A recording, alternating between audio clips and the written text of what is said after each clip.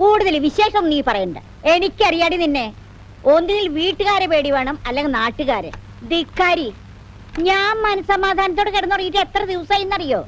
നീ ഒരുത്തിയണ്ടി കാരണം. ഞാൻ എന്ത് ചെയ്തു അമ്മച്ചി പറയുന്നേ? നീ ഒന്നും ചെയ്തില്ലേ? ആട്ടിന്റെ കാലിന്റെ മുട്ടി ഞാൻ ഒടിക്കും. അഹങ്കാരി. പെൺകുട്ടികളായാലേ നിലയ്ക്ക് നിക്കണം.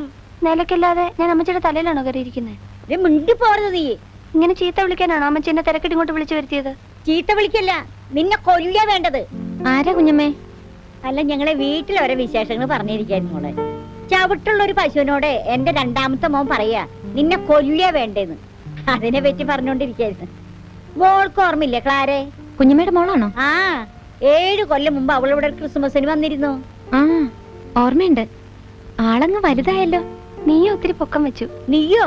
ഇതാരാന്നുണ്ട് നിന്റെ വിചാരം? ചെമ്മീൻ കമ്പനിയിൽ നിനക്ക് ജോലി കിട്ടുമ്പോ നിന്റെ മുതലാളി ഈ കുട്ടി, മനസ്സിലായ?